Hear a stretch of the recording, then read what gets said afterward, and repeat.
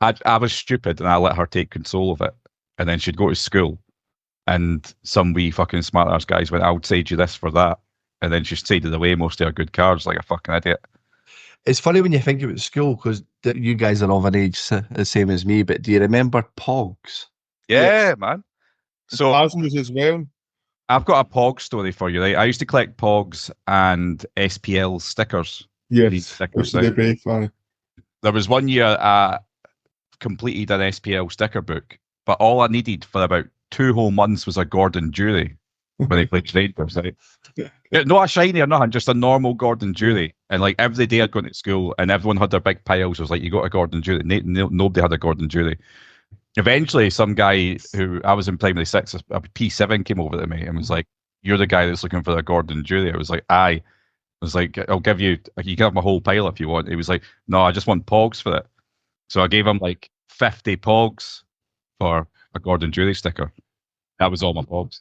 It's so funny, these kind of nostalgic feelings that you have for it, because I remember pogs being at school and one of the boys in my class had been off for a couple of days, and it was obviously he'd been away to Blackpool with his family going through so he wasn't going on the holiday, so it was dead cheap for him to go, and he come back with pogs, and it was like he was the coolest guy in the school for a couple of days because he had pogs for Blackpool, and we all had the same we all had the same shit pogs from the local shops that everyone bought from locally, and he had all these fancy ones, and he would not swap them with anybody, and everybody's trying to swap and do deals with him, and he was like, nah, I'll keep my Blackpool pogs.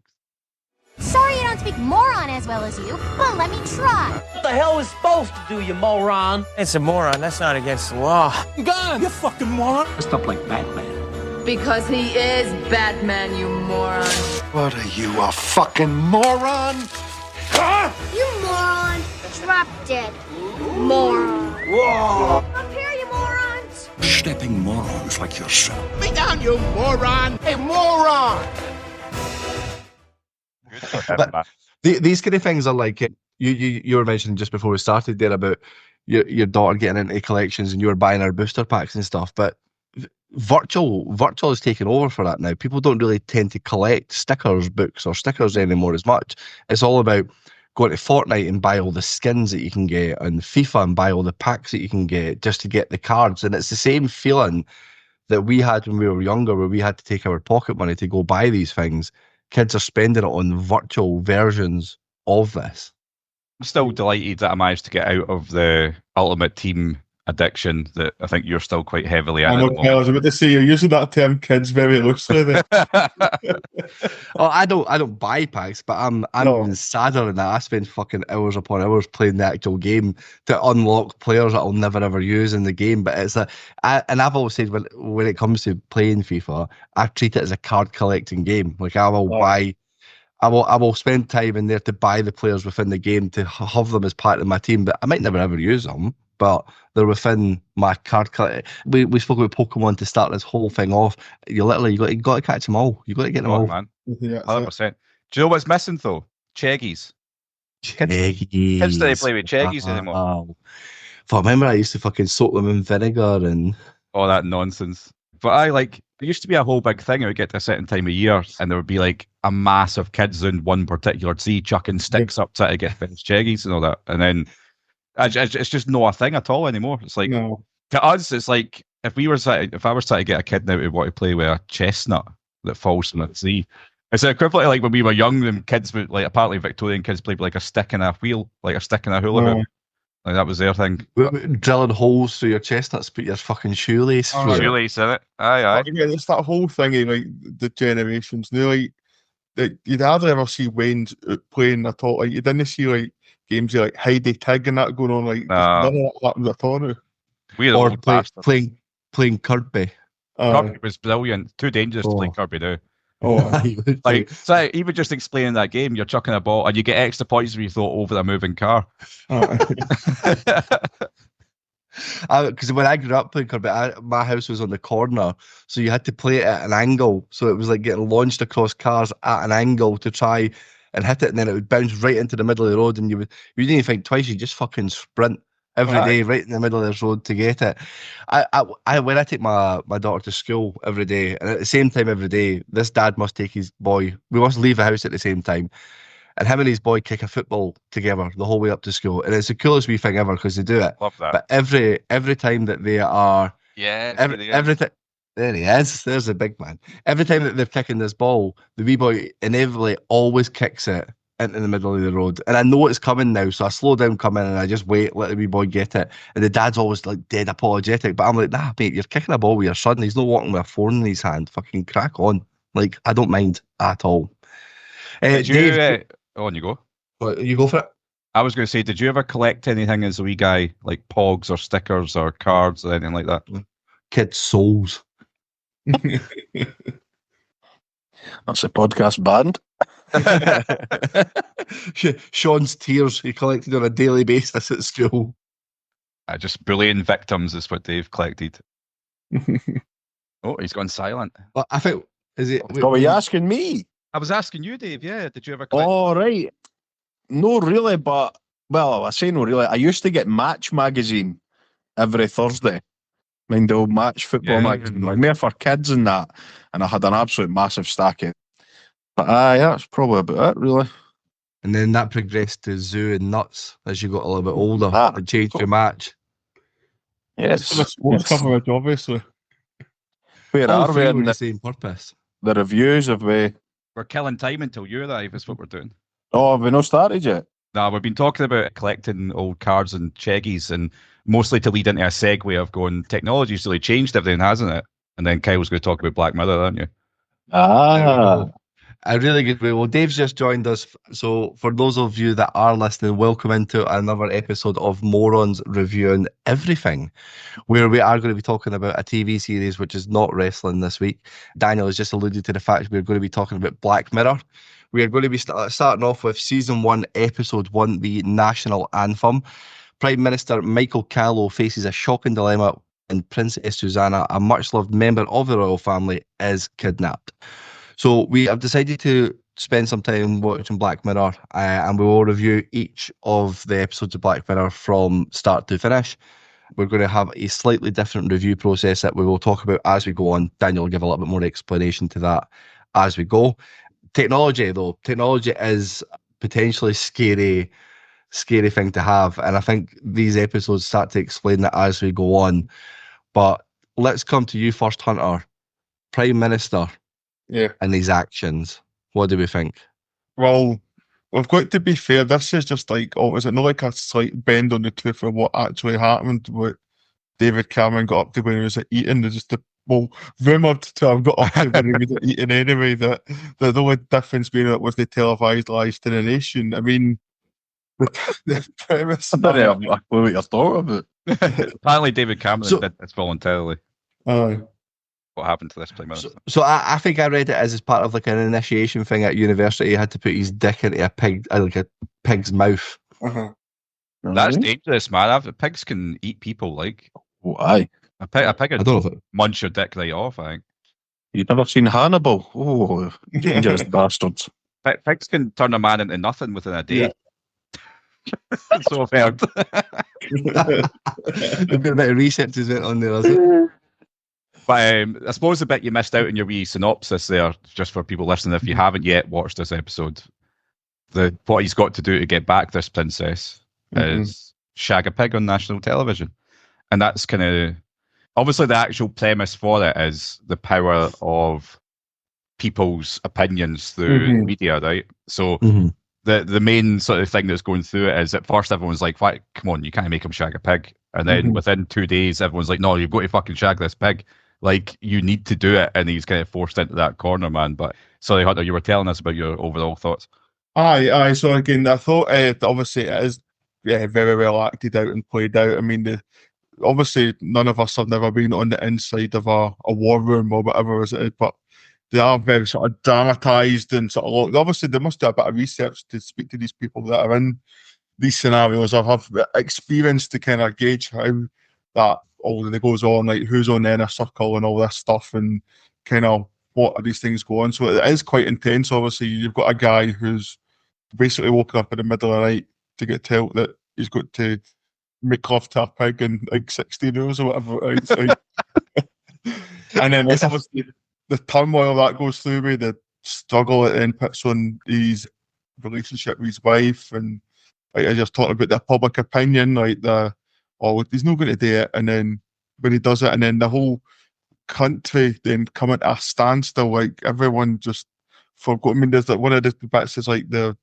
nurses and the porters in the hospital are all just like human care is chucked out the window because this is the thing that you've got to see, and like it's everything I was just forgotten because again it's the power of like having that fed into the the fear of missing out. Like, you've got to see this. It's the must see TV event of. I'd imagine if this was in of real all life, time. exactly of all time. Yeah, and it's and then even like the power of social media as well. We talk about we're keep taking this thing down, but it's been seen by 15 million people. Like it's out there. When did this come out, Kyle, in terms of the show episode? Because this is, I'd say now watching this, social media has maybe moved on quite a lot since it came out. So I think this was launched in December the 4th, 2011. What? Yeah, so this is in the earlier days of Twitter. So this is why I'm going to really enjoy going through all these, because Black Mirror's so ahead of the curve on like where it sees things going. And like if you look at this then compared to now and what social media used to be like then, you never really thought about the dangers and the major influences it would have on politics, on like every major event. When the presidential elections are going in America, it's all fucking zipping on Twitter, isn't it? Like that's where you do your campaigning now, is all on social media. And I think this, at the time, when I very first watched this, I was like, this is a bit stupid. And now when you look back, you're like, it's totally, if someone did try and make this, I suppose it's like a terrorist act, isn't it? Kidnapping someone and then having a ransom. Would it play out this way? Would the public demand the act to be carried out? I don't know. I feel like the public would have they would have a much, like, I think it'd be very much like, because people are so detached from celebrities and famous people and politicians that it would just be like, who cares about him? You go shag the pig. Not to save the princess, just so I can see you do it online. It wouldn't be for the fact of this royal family, but I don't think people would care about that as such, but it would just be like, if you're going to do this, we're going to watch. Oh, I don't know if I could watch. Would you watch? watch? That's kind of what I took for it. That doesn't really matter what the act was, because it became so popular and everybody was wanting to see it. It played into a sick fascination that you couldn't miss it. Because my original thing was the same as you, Daniel. I was like, I didn't think I would watch this, but we're all, well, we're quite sheep-like as a race. So if every other person was watching it, the chances are you would at least watch have a wee glimpse. I mean, could you avoid it? No, that's what I mean. You couldn't avoid it now. I mean, you can give it scenes for that would be cut up and made into gifs these days now. Like, you wouldn't be able to avoid it. You imagine that? AI would be superimposing every celebrity's head onto the Prime Minister, so you would just have a plethora of Donald Trump and The Rock and all these people's heads getting superimposed on this act that's happened. I think it would go into overdrive. But I think the difference with the way social media is now, it would be popular for 2 days. And then it'd be dropped, and it'd be something else. They kind of alluded to that in the fact that obviously when it comes to the end, and it's popular, more popular a year down the line with the public, maybe not in his home life, but in the public's eye, he's more popular a year down the line because it's been forgotten about the princess was saved and he's still Prime Minister. And I mean, you give it if anything was to happen to that stage now, that it would be a snap general election would be called or whatever. I mean, you do, even if but you got to think the reality is that kind of for an artist. We're old. Like for an artist to do all this, it's not like some sort of mastermind terrorist that would be shut down and killed off its source. It would never get to that stage. And the realities, I think, of life now. Yeah, I mean, I suppose the one thing we probably need to keep in mind with Black Mirror, it is all very much like a fantasy world of extremes. And I like the idea that it was an artist that did it, and it was like a wanky modern artist, and that's kind of like a Banksy type idea, like his greatest work of art. What did you think about the fact that he killed himself at the end? Was that, I think what he wanted was to test everyone.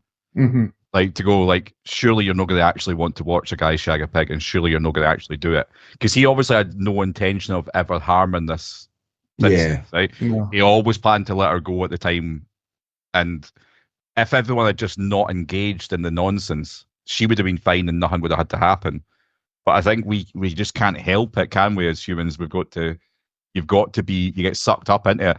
And you mentioned, Hunter, about the nurses. That was one of my favourite things about how they played it out, was you would just cut to different groups of people. You never got to know their names. You knew nothing about them. They were just at a television. There was the pub as well. You got to see those people at the pub. And that was just, I liked that little just drop into like, here's what normal people are thinking as you're sort of seeing the drama play out. I think that's what it'd be like. Everyone would be like, oh, you heard about this, you heard about this. And then suddenly it's wildfire everywhere.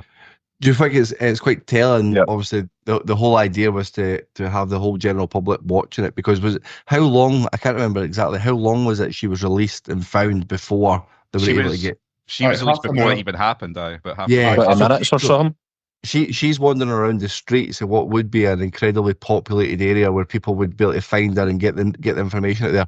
There's not a soul there because they're all engrossed at watching this TV. And again, the general public, the whole thing was, they'd much rather watch the act that was going to happen than be part of something that, I don't know, potentially run your day-to-day life. Day-to-day life stopped at that point.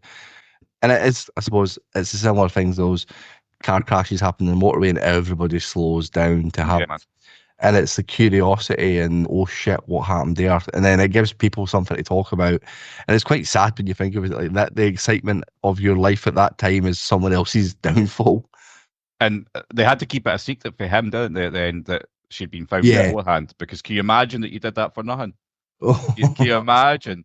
But the funny bit for me was they never actually said it at the time, but it was in like one of the briefings afterwards, like when they were giving you like his year after and all that, that it took him like an hour. He was shagging the pig for an hour, because one of the things was he had to do it to completion. Let's say. So you were talking about AI earlier as well. They tried to get the porn star in to shag the pig. That was the face, but the guy knew about it. But on that, why my thought was, how did they not just go down a prosthetic penis route rather than trying to AI his face on? It's how's he going to get to completion with a prosthetic? Oh, that's true. Aye. How's he proving the completion? Is he like? I know exactly. Oh, I think some sort of mishmash of completion with a prosthetic penis is going to be the name of this podcast, I think. I must admit, Daniel, that I'd never actually really clicked it. That was the actual bad guy that killed himself. I just thought that was some random guy that was like keeping an eye on her for the real mastermind. He didn't really strike me as a mastermind, that guy, but all right. So I think to him, I think he wanted it to be a piece of modern art. It was like a test for humanity, if you know what I mean. And I think they leave enough ambiguous for you to sort of make your own assessments. But I think for me, he probably deep down wanted it all not to happen. Yeah. But the fact that it did happen was what led him to kill himself. He's like, there's no hope left for us anymore. We're all fucking, we're gone. We're over the edge now. So I suppose the question in the podcast could be, though, if you're put into the same position as the Prime Minister, what are you doing? I've done worse.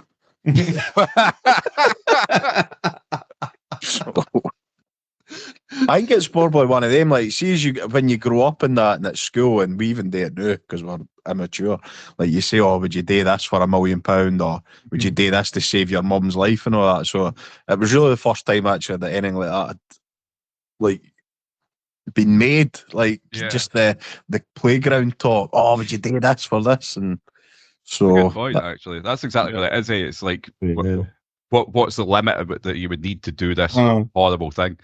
I don't know, man. Like, it's a stranger. There's no way I'm shagging a pig to save a princess. Just to put it out there, I would say no. But do you think then the reason that he's in agreeing to it is because of the position that he's in with the public demand and the whole pressure of the government saying you must do this because of the princess? And they say I felt like the decision got taken out of his hands. Like, he obviously didn't want to do it. You're doing this, and he would have just let her die. and you wonder, obviously, if he lets her die, then what is the public perception of him, and how does he then recover from Exactly. It's that? on his conscience after that as well. Can he live it? So, yeah, could he live with that? Here's a more moral question, right? Would he actually have been responsible? Because to me, he's not, right? Mm. Like, because a crazy person's made a wild demand and you've not succumbed to the demand, that doesn't make you responsible for the crazy person's actions, I don't think, right? But No, totally. I agree with that. but the public perception wouldn't be that, would it? Yeah, No, because they're all mongols. Aye. Cut that. They Cut. or we. Nah, even them that are watching this, these are all. Aye. We all are, Yeah. mostly. I All like morons. we're all fucking idiots. And Aye, morons. go back to the original name of the show. Don't. But there was a few slip-ups in the early weeks when we were recording. Yeah, absolutely. I mean, I don't think we can get cancelled with 43 listeners, so I think we'll be all right. We're going to go back. So if we are then talking premise of the show, Yeah. what are we, Dan, you want to explain a little bit with the new scoring process? What we want to do is, it's not going to be that every week will be Black Mirror, but at least every now and then we're going to lace in a lot of Black Mirror episodes, and we're going to do every episode before the new season. And what I want us to get to is our moronic opinion of what is the best Black Mirror episodes and the worst Black Mirror episodes, right? And I don't think we're going to find any that are particularly bad. So we're not going to have any like 1 stars and 0 stars like we used to with the movies. So we're going to need to differentiate a little bit. So for anyone listening, this will get easier as we go every week, but we're going to score it in 3 categories, right? First one being the actual premise / idea of the episode, because everyone's unique, right? I don't know what you're laughing at, Kyle. Is it me and my explanation you're laughing at? Come on. I'm laughing because you'll see it. You had fireworks going all over. Did you see that or not? And then we'll go for, after that, it's like we'll also score it for how they implemented that idea / the performances, the engagement you had in the idea, right? And then we'll also do an overall enjoyment. So there'll be 3 categories that we'll average out. And then that'll give us our scores for every episode. And hopefully that'll become really easy as we go. Because I was saying offline that if we all just score it out of 5 and everything gets like a 3.5 or a 4, we're going to have we're not going to be able to rank them. It'll be joint third and there'll be like 15 episodes all joint third and it'll be a bit of a waste of time. Oh, Dave's joined twice. There's 2 Daves on my screen. There is 2 Daves, yeah. So Daniel, if we are going, then let's start off with one of the first scores before we keep talking. And let's go for the whole premise of the show itself. So the premise that the Prime Minister has to pump a pig to save a princess. What are we starting off with? We'll come to you first, Daniel. So I am thinking, and I want you all to think this way as well, in relation to other episodes, right? So we're going to have this in scale compared to other Black Mirror episodes. So with that in mind, although I think it is a cool premise, giving this one a 3. So straight in the middle, close to the middle. Let's get them all the same. No, I think that most of the premises is going to be a really high scoring category for most of these episodes. I think there'll be lots of high 4s and 5s because there's lots of great ideas, and we'll probably see that in the next couple of episodes, I think. But for this one, it's a great idea, but it's only a 3. So it's a very simplistic idea, and the fact that they've taken it from an exaggeration of something that's potentially happened with another Prime Minister, it's not up there with the premise for what we've got to come, because I've seen all of Black Mirror many times, and I know there's so much more to come. As much as I did enjoy it, I will come in at a 2.25. Dave? Yep, for me, it was.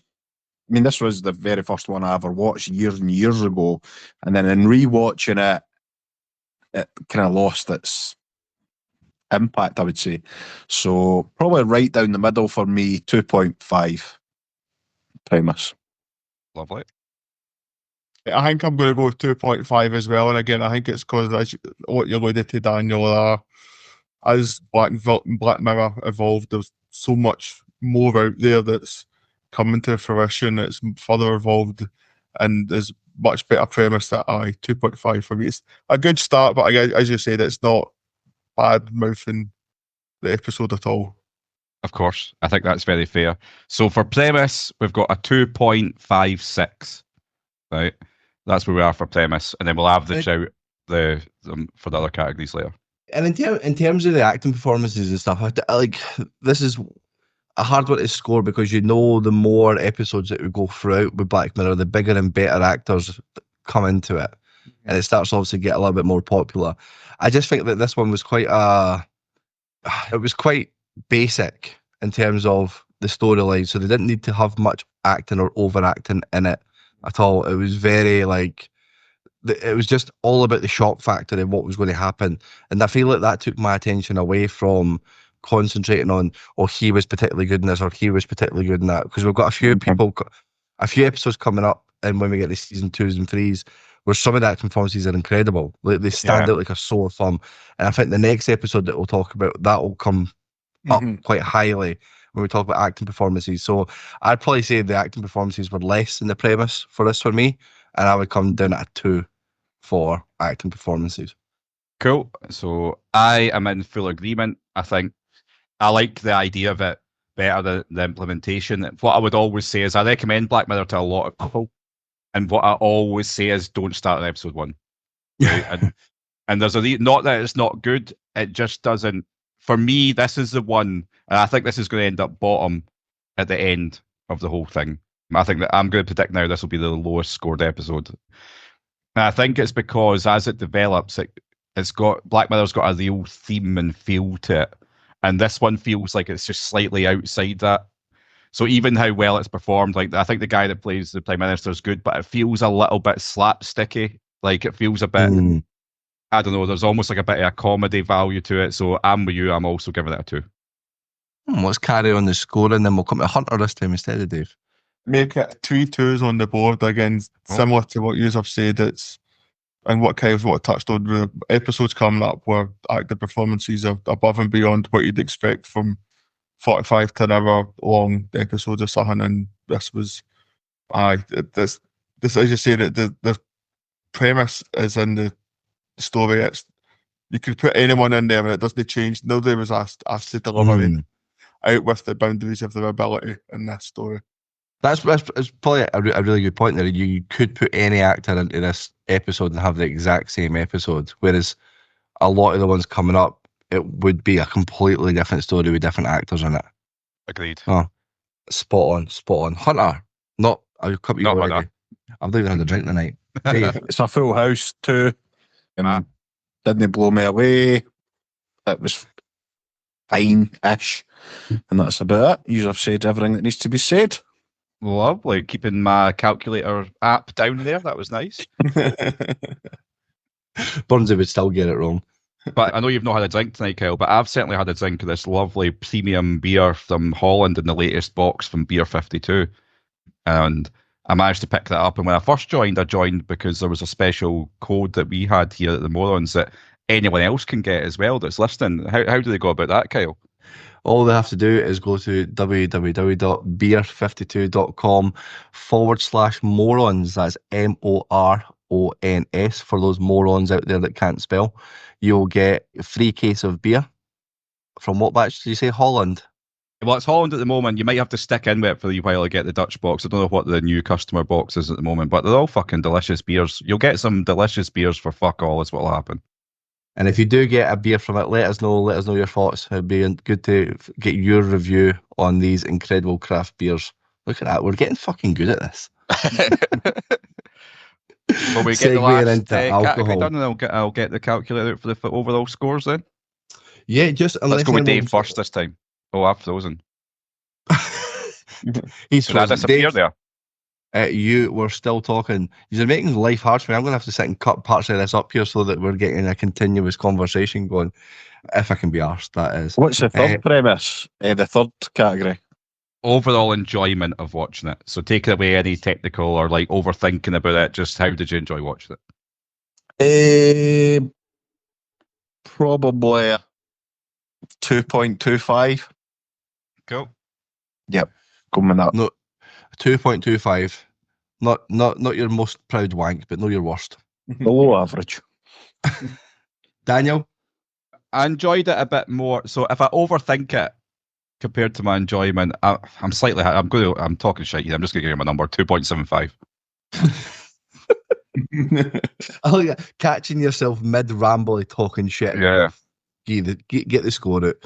That throws me back to when we first started doing episodes on Twitch, where we would spend a whole hour talking about our thoughts on the movie and then come to the score. And before we gave our score, we gave our thoughts on why we were giving the score and said the same shit. Yeah. So we do one film and take 2.5 hours to do it because there was 5 of us telling the same shit twice. But this time we're going to get you roughly around about 30 minutes for this episode. Hunter, we'll come to you. 2.5. 2.5.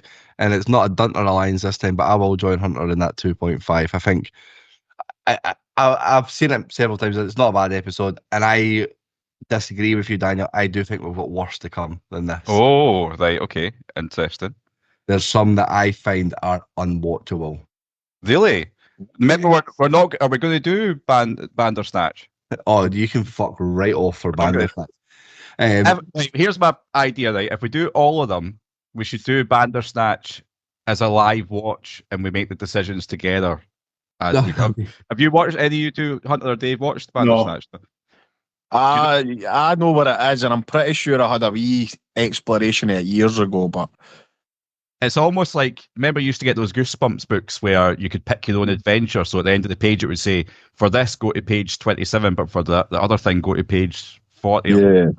It's like that, you sort of choose your own, but I told Kyle it was the most amazing thing ever. And I genuinely sat, and I remember this clearly because I put headphones in and I sat on the floor and I had my iPad on a table and I was like, I need to be engaged with this. Daniel's told me it's amazing.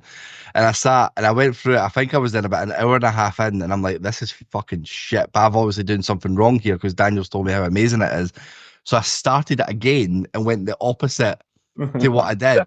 I reckon I must have spent about 4 hours of my life on this incredibly shit, pointless film. Oh. And then after eventually confessing to Daniel that I kind of get into it, he decided to laugh at me and tell me he was taking the piss at me. It was just, one of the worst things I've ever spent time doing. And I had such high hopes because if they do such great stuff, I was like, this is a really cool idea. This must be amazing. Fucking garbage. But the final score for the first episode of Black Mirror is a 2.38. 2.38 for episode 1. So next week or the week after or whenever we decide to release the second episode of Black Mirror, we'll compare the next episode. Thank you very much if you are still listening. Give us your thoughts on Black Mirror. Have you seen episode 1? Have we encouraged you to go watch it and see? If you decide to then go watch it after us talking about it, you are a sick fuck and you just want to see somebody fuck a pig. That's all it is. Yeah, fuckers. That's what we're all here for, eh? We all love that. So we got a bestiality to warm me up cockles. Warm your cockles. As morons do bid you farewell. Sorry I don't speak moron as well as you, but let me try. What the hell is supposed to do, you moron? It's a moron. That's not against the law. Gun, you fucking moron. Dressed up like Batman. Because he is Batman, you moron. What are you, a fucking moron? Huh? You moron. Drop dead. Moron. Whoa. Up here, you morons. Stepping morons like yourself. Me down, you moron. Hey, moron. Bid you farewell and good luck, morons. Bye.